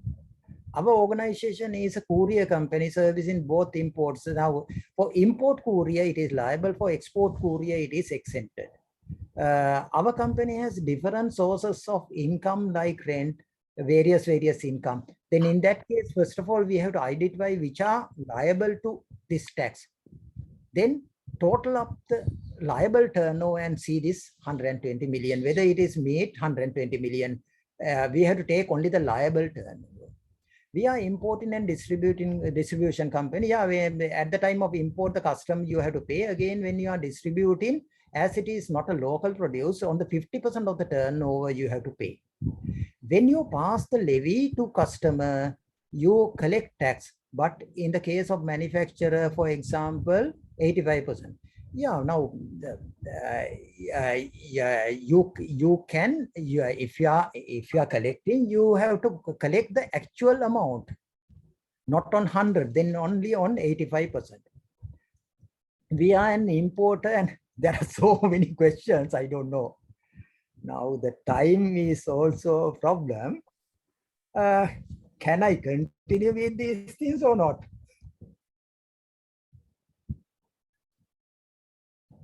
The 10-15 minutes we will continue, and then we will have to. Huh? Yeah, because then now the time is 1 o'clock. Yeah, right. Yeah. Can you explain the effect on freight forward? Yeah, freight forward, the problem on export related, you need not to be liable, but import related, you are liable. Then you have to calculate, you have to break your income into two parts and take the local income, import income. On that, there's a levy of 2.5%. But you should charge it to the customer. That is the best thing. Then, right now, this, if they import in an article like adulterated, yeah, what should be the SSCA level? Yeah, if it is not exempted, if it is an item which is not exempted at the time of import, you have to pay on 110% that value for duty. On value for duty, you have to pay. Can't help. At the same time, when you are selling in the local market, you have to pay on the 50% of the your selling price. Can't help. Because I can understand what you are saying on these things. They could have to give certain exemptions that they have not given. That is the thing what you have highlighted.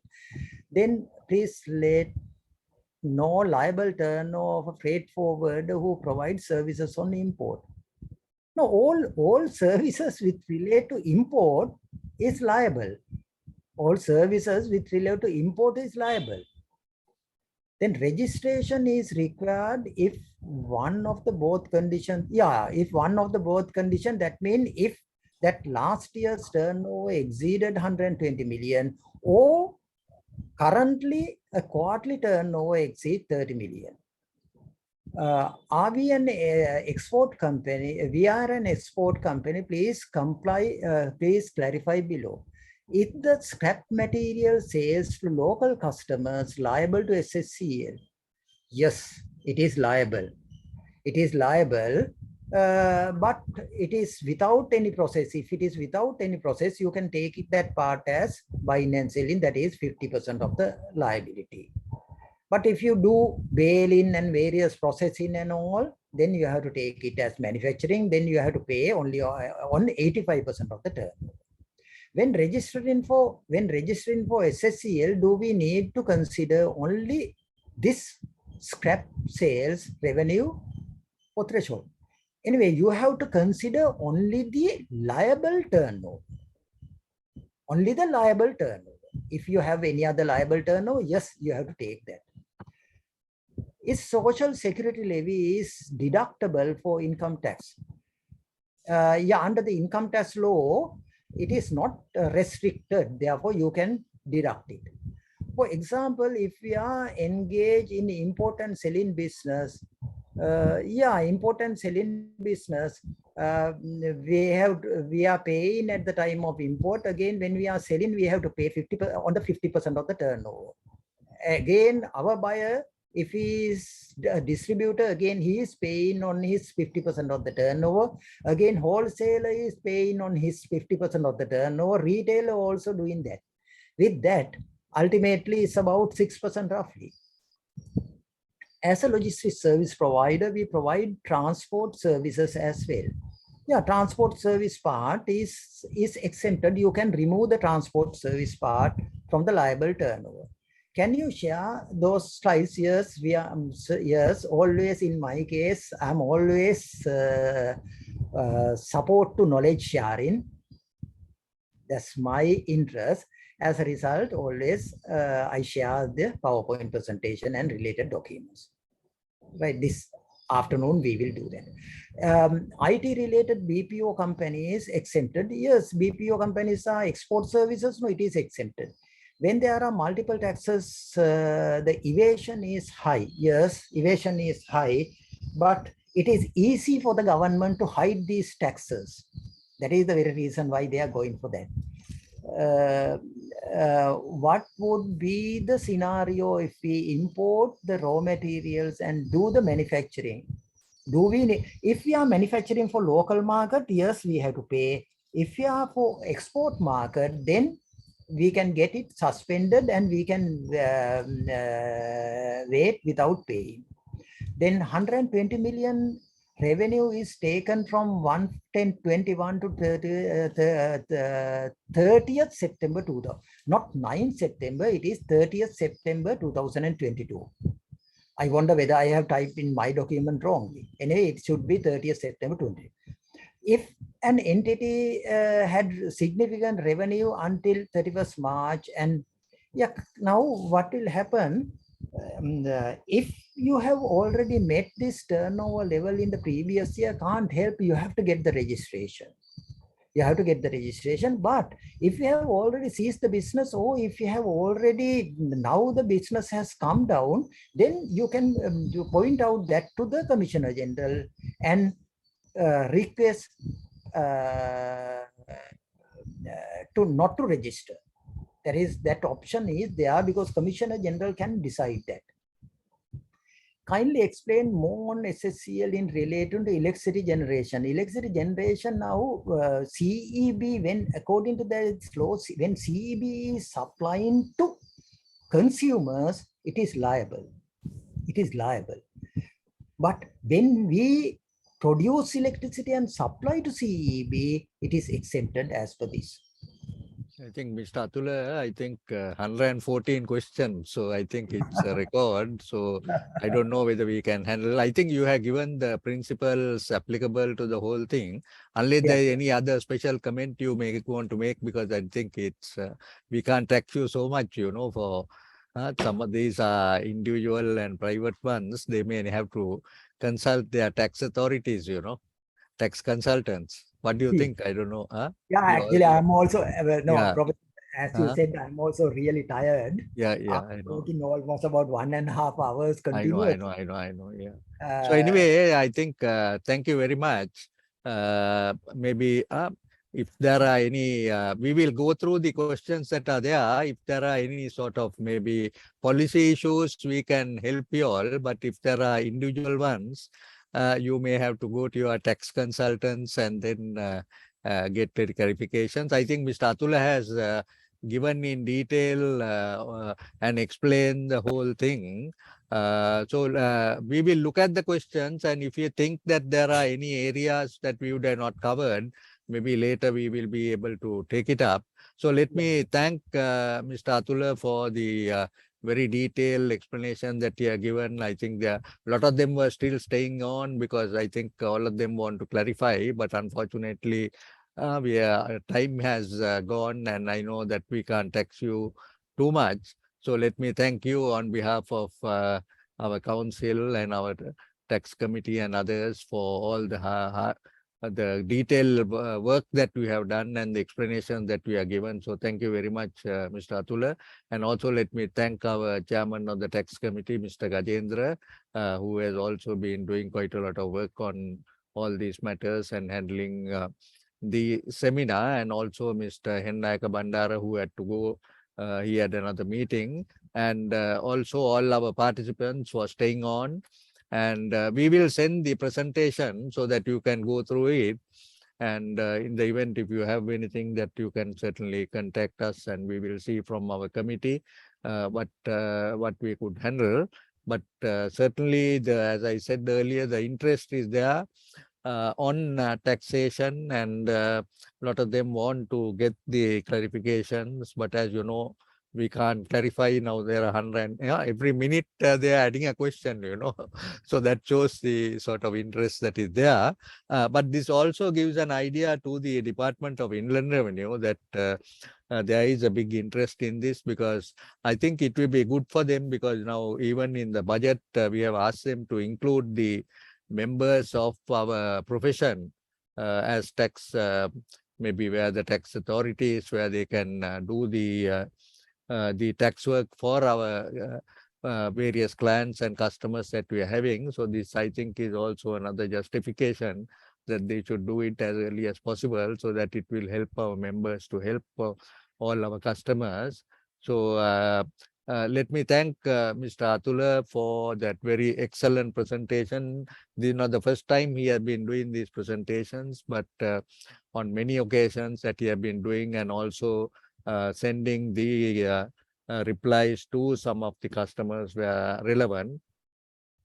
But we have done our part, shown, he has given everything that has to be done, and I'm sure that it would help you. So let me thank all our participants, also our secretariat that has put in a lot of hard work and get this done, and the taxation committee. So Mr. Gajendra, I think 116 questions are your committee's work, so you will have to take that over and try to see what you can do. But I'm sure Mr. Atula will be able to help you. So that so many clarifications that various people need. So committee can work on it and see how you can help them, So once again, let me thank Mr. Atula Ranavira for that excellent presentation. And we will now close our proceedings, because the time is past, I think 45 minutes over time. So I know you are looking tired. So sorry that we have taxed you too much, but I'm sure the tax committee can take it over and see how they can help the participants. So thank you, and all the very best, and we will keep in touch and then see how we can do. And also we will be conducting some courses on taxation. So Mr. Atula, I think that might be one way that we can help some of those participants who are having a lot of questions. So Gajendra, we can then combine that and then conduct a few courses that will help our participants who want various clarifications. So once again, thank you very much, and wish you all the very best. Thank you and all the best, and we'll conclude now. Okay, thank you. Thanks, everybody. Thank you all. Thanks.